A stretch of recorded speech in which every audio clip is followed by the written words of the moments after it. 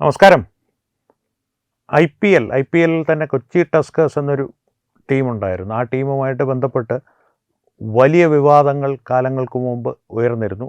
2 വർഷങ്ങളോളം മാത്രം നിലവിലുണ്ടായിരുന്ന ആ ടീം ഒടുവിൽ തകർന്ന തരിപ്പണമായി ഇല്ലാതായി പോവുകയും അതിനെ നിരോധിക്കപ്പെടുകയും അതിനെ സംബന്ധിച്ചുള്ള നിയമ നടപടികളിലൂടെ തന്നെ ആ ടീമിൻ്റെ ഒരു പ്രവർത്തനത്തിന് നിയമസാധുത ഇല്ല എന്നുള്ള തീരുമാനത്തിൽ BCCI ഉൾപ്പെടെയുള്ള സംഘടനകൾ എത്തുകയും ചെയ്തിരുന്നു.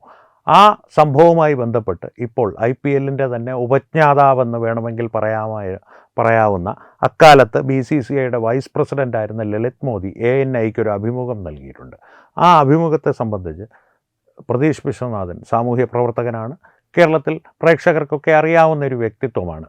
ശ്രീ പ്രതീഷ് വിശ്വനാഥൻ അദ്ദേഹത്തിൻ്റെ ഫേസ്ബുക്കിലൊരു പോസ്റ്റ് പങ്കുവച്ചിട്ടുണ്ട്. ആ ഫേസ്ബുക്ക് പോസ്റ്റ് എന്ന് പറയുന്നത് 1-2 ഭാഗങ്ങളായി അവതരിപ്പിക്കുവാനാണ് അദ്ദേഹം ഉദ്ദേശിക്കുന്നതെന്ന് ആ ഫേസ്ബുക്ക് പോസ്റ്റിലൂടെ നമുക്ക് മനസ്സിലാക്കാം. അതിൽ പറയുന്ന കാര്യങ്ങൾ ലളിത് മോദി ആ അഭിമുഖത്തിൽ പറയുന്ന, പ്രത്യേകിച്ച് കൊച്ചി ടസ്കേഴ്സുമായി ബന്ധപ്പെട്ട് ശശി തരൂരിൻ്റെ ഇടപെടലുകളെക്കുറിച്ചും അത് സംബന്ധിച്ച് നടന്ന ചില തിരിമറികളെക്കുറിച്ചും അഴിമതികളെക്കുറിച്ചും ആ അഴിമതികളുമായി ബന്ധപ്പെട്ട് ലളിത് മോദി പ്രതികരിച്ചപ്പോൾ അദ്ദേഹത്തിന് നേരിടേണ്ടി വന്ന ഭീഷണികളെക്കുറിച്ചുമാണ് പ്രതീഷ് വിശ്വനാഥൻ ഇപ്പോൾ ഒരു തർജിമ എന്നുള്ളത്, പദാനുപത തർജിമ അല്ലെങ്കിൽ പോലും ലളിത് മോദിയുടെ അഭിമുഖത്തിൻ്റെ ഒരു തർജിമയായി പങ്കുവച്ചിരിക്കുന്നത്. ഈ വിഷയത്തിലുള്ളൊരു പ്രത്യേകത എന്ന് പറയുന്നത് സുനന്ദ പുഷ്കറിൻ്റെ മരണവുമായി ബന്ധപ്പെട്ട് നിരവധി വിവാദങ്ങളും സംശയങ്ങളും ഉയർന്നിരുന്നു. അത് സംബന്ധിച്ചുള്ള അന്വേഷണങ്ങളും നടന്നിരുന്നു. ഒടുവിൽ ശശി തരൂർ പക്ഷേ ശശി തരൂരിന് ആ മരണത്തിൽ പങ്കുണ്ടോ എന്നുള്ള രീതിയിൽ പോലും സംശയങ്ങൾ ഉയർന്നിരുന്നു.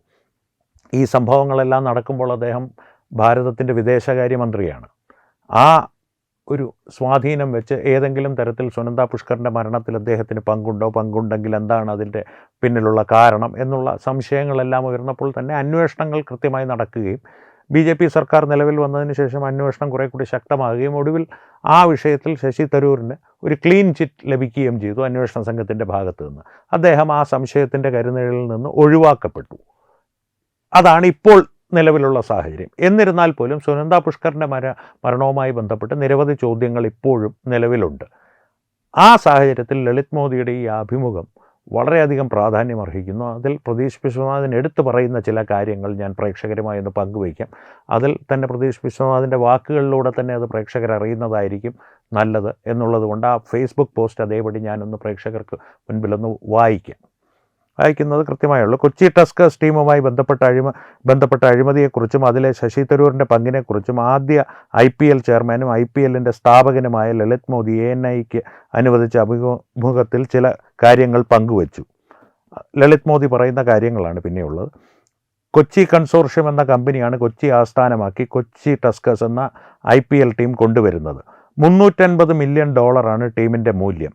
ആ തുകയുടെ 100% 75% ഷെയർ ഹോൾഡ് ചെയ്യുന്നവർ, കൊച്ചി ടസ്കേഴ്സിൻ്റെ കൈയാളുന്നവർ നൽകും. ബാക്കി 25% ഒരു സ്ത്രീക്ക് ഫ്രീ ആയി നൽകുന്നു. അവർക്ക് പ്രോഫിറ്റിൻ്റെ 15% വീതവും ലഭിക്കും. എനിക്കത് തകരുമെന്ന് അന്നേ അറിയാമായിരുന്നു. 2 വർഷം കഴിഞ്ഞപ്പോൾ അതേപോലെ സംഭവിച്ചു. കരാറിൽ ഒപ്പിടുമ്പോൾ കൺസോർഷ്യത്തിലെ എല്ലാ അംഗങ്ങളെയും കാണണമെന്ന് ഞാൻ പറഞ്ഞു. ബാംഗ്ലൂരിലാണ് മീറ്റിംഗ് നടന്നത്. എല്ലാവരും വന്നു, ആ ലേഡി ഒഴികെ. അവരുടെ പേര് സുനന്ദ പുഷ്കർ. ഞാൻ കൺസോർഷ്യം അംഗങ്ങളോട് ചോദിച്ചു, നിങ്ങളുടെ 25% ഷെയർ ആ സ്ത്രീക്ക് ചുമ്മാതെ നൽകുകയാണോ? ആരാണ് ഈ സുനന്ദ പുഷ്കർ എന്നറിയാതെ ഞാൻ ഈ കരാറിൽ ഒപ്പിടില്ലെന്നും പറഞ്ഞു. ലളിത് മോദി കൊച്ചി കൺസോർഷ്യം എന്ന കമ്പനിയുടെ അദ്ദേഹത്തെ കാണാനെത്തിയ അംഗങ്ങളോട് പറഞ്ഞ കാര്യങ്ങളാണ് പ്രദീപ് വിശ്വനാഥൻ തർജിമ ചെയ്ത് അദ്ദേഹത്തിൻ്റെ വായനക്കാരുമായി പങ്കുവയ്ക്കുന്നത്. തുടർന്ന് ഞാനിത് പറയുമ്പോൾ ലളിത് മോദി പറയുന്ന കാര്യമാണ്, ഞാനിത് പറയുമ്പോൾ എനിക്കൊരു കോൾ വന്നു. ആരോ വിഷയം ടെക്സ്റ്റ് ചെയ്തതാവണം. വിളിച്ചത് ശശി തരൂരാണ്. അദ്ദേഹം എൻ്റെ ഒരു നല്ലൊരു സുഹൃത്തു കൂടിയായിരുന്നു. ശശി തരൂർ പറഞ്ഞു, ലളിത്, നിങ്ങൾ സുനന്ദ പുഷ്കറെക്കുറിച്ച് ചോദിക്കരുത്. അങ്ങനെ ചെയ്താൽ രാവിലെ നിങ്ങളെ ഞാൻ റെയ്ഡ് ചെയ്യിപ്പിക്കും. ഞാൻ തിരിച്ചു ചോദിച്ചു, നിങ്ങൾ ആരാണെന്നാണ് സ്വയം കരുതിയിരിക്കുന്നത്? രാജ്യത്തിൻ്റെ വിദേശകാര്യമന്ത്രിയായിരിക്കാം, പക്ഷേ എൻ്റെ അടുത്ത് കാണിക്കാൻ ധൈര്യപ്പെടേണ്ടെന്നും പറഞ്ഞ് ഞാൻ ഫോൺ കട്ട് ചെയ്തു. ആ ദിവസം അഹമ്മദ് പട്ടേലും, ഇപ്പോൾ അദ്ദേഹം ജീവിച്ചിരിപ്പില്ല, പ്രണബ് മുഖർജിയും എന്നെ വിളിച്ചു. സോണിയാഗാന്ധിയുടെ പിന്തുണയും ശശി തരൂരിനുണ്ടായിരുന്നു. ഈ കൊച്ചി ടസ്കറിൻ്റെ രൂപീകരണത്തിൻ്റെ കാര്യത്തിലുള്ള കാര്യങ്ങളാണ് ലളിത് മോദി ANIയുമായി പങ്കുവയ്ക്കുന്നതെന്ന് പ്രേക്ഷകരെ ഒരിക്കൽ കൂടി ഓർമ്മിപ്പിക്കുന്നു. ഒടുവിൽ രാത്രി 2 മണിക്ക് എനിക്കൊരു കോൾ വന്നു.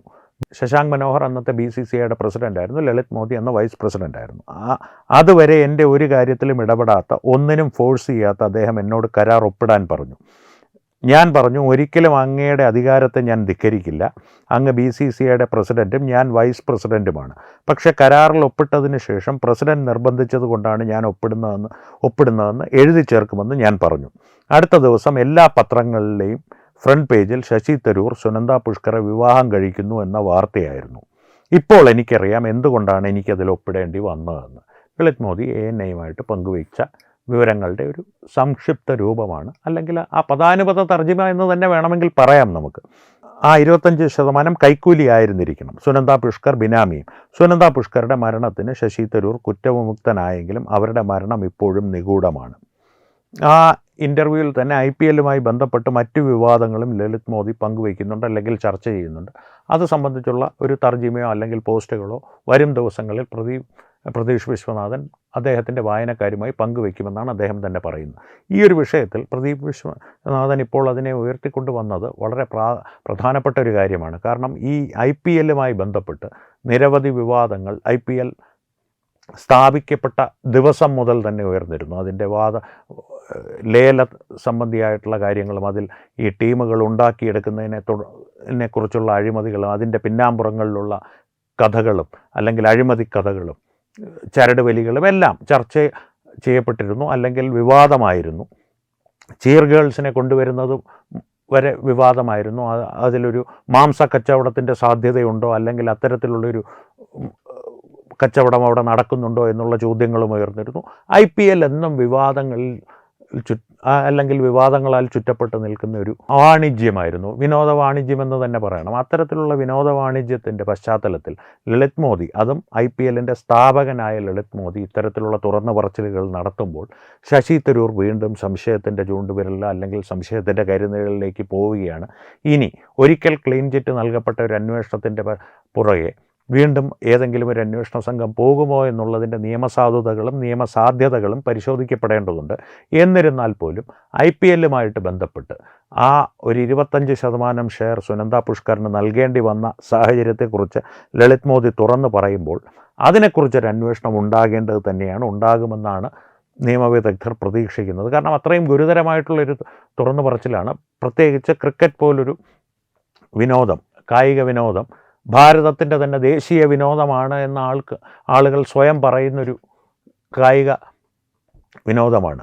ഈ ക്രിക്കറ്റിൻ്റെ പശ്ചാത്തലത്തിൽ IPLൽ ഓരോ വർഷവും ഓരോ സീസണിലും കോടികളാണ്, അതും ഡോളറുകളായി കൈമറിയുന്നത്. വാതുവെപ്പുണ്ട്, നിയമപരമല്ലാത്ത വാതുവെപ്പ് മുതൽ നിയമപരമായിട്ടുള്ള പരസ്യങ്ങളിൽ നിന്നുള്ള വരുമാനം വരെ കോടിക്കണക്കിന് രൂപയാണ് IPLലൂടെ ഡോളറുകളും, കോടിക്കണക്കിന് ഡോളറുകൾ തന്നെ, രൂപയുടെ കണക്കിൽ പെടുത്തുന്നതിനേക്കാൾ ഡോളറുകളിൽ മൂല്യം അളക്കുന്നതായിരിക്കും നല്ലത്. കോടിക്കണക്കിന് ഡോളറിൻ്റെ ക്രയവിക്രയം നടക്കുന്നൊരു കായിക വിനോദമാണ് IPL. അതിൻ്റെ പശ്ചാത്തലത്തിൽ ഇത്തരത്തിലൊരു അഴിമതി നടന്നിട്ടുണ്ടെങ്കിൽ കൊച്ചി ടസ്കേഴ്സ് എന്ന ടീമിൻ്റെ രൂപത്തിൽ 25% ഷെയർ ഒരു കൈക്കൂലിയായി ശശി തരൂരിനോ മറ്റാർക്കെങ്കിലുമോ നൽകപ്പെട്ടിട്ടുണ്ടെങ്കിൽ അതിൻ്റെ പിന്നിൽ സോണിയാഗാന്ധിക്ക് വേണ്ടി അഹമ്മദ് പട്ടേലും പ്രണബ് മുഖർജിയും ഇടപെടുന്ന തരത്തിലുള്ള ഒരു സ്വാധീനമുണ്ടായിരുന്നെങ്കിൽ അത് അന്വേഷിക്കപ്പെടേണ്ട ഒരു വസ്തുത തന്നെയാണ്, അല്ലെങ്കിൽ കാര്യം തന്നെയാണ്. കാരണം രാജ്യത്തിൻ്റെ പൊതുവായിട്ടുള്ളൊരു കായിക വിനോദം, അല്ലെങ്കിൽ ഒരു കായിക വിനോദത്തിൽ